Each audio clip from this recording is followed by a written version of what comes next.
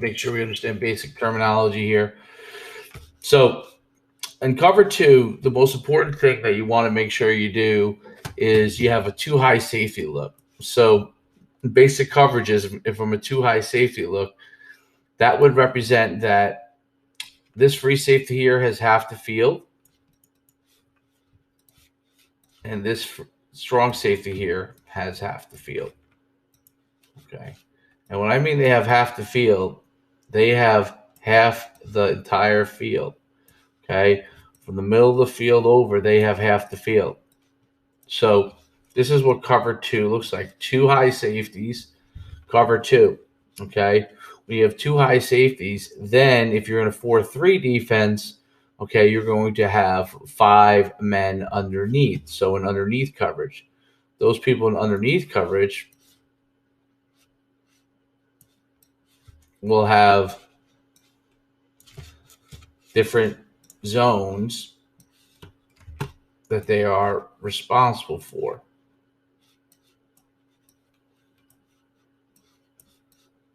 So, for example, the free safety and the strong safety have half the field. Traditionally, when they have half the field coverage, they have it from 10 to 12 yards all the way to the end zone. Okay, so 10, 12 yards.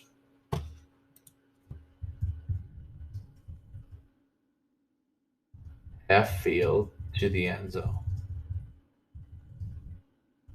That's what the safeties have. Okay. Now, you have the corners. They have two main responsibilities.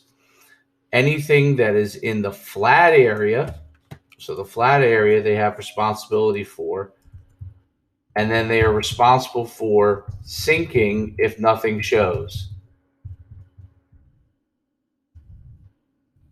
Okay, and what sinking simply means is they will drop off, get depth in their coverage. So they have this 10 to 12 area, and then if nothing shows, then they'll sink.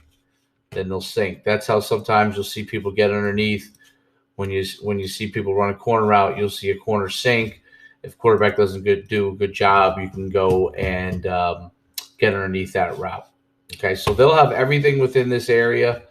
Okay, then you have the Sam and the Will. They are responsible for the hook to curl areas. And depending on what type of cover two coverage you're playing, the Mike is responsible for crossers. Okay, responsible for crossers. And then sinking. Okay, so any crossers come across that Mike is really jumping those crossers, being physical with those crossers, and then sinking upon a situation where you got. So this is a hook to curl area. Hook to curl area for the Will and Sam. The Mike is got the middle of the field and sinking. Okay, is sinking, and he's got any crossers. All right, that's important. This is 5 underneath, 2 high, cover 2 formation. All right, cover 2.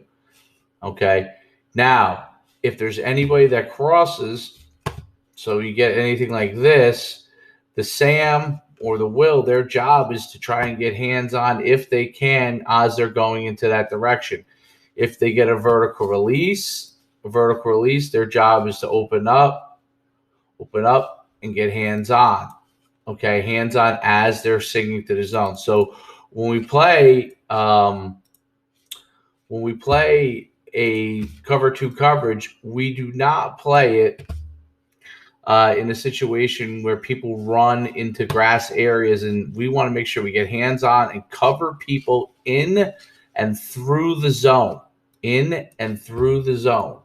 That's important, because if someone leaves your zone area, you cover them all the way through the zone. Now, the corners, the one issue they have is corners in cover 2 must keep the receiver inside on them. Okay, if they get an outside release and they let the receiver get outside on them on the fade, they're in a bind and they have to play the fade. Okay, they'll be in a situation where they will have to play the fade. Now, if a corner gets a situation where anything is released inside, they squeeze the coverage. So they squeeze it. They squeeze the coverage with eyes looking for anything coming back. Okay, anybody who is running a route that is through any of the hook to curl zones, they have to get hands on, sink into their routes, and look for, if anything goes outside, they look for something coming back. That's always kind of a good rule of thumb. If something going through away from your area, carry it through your zone, and then make sure you look for something coming back into your area. That is cover 2.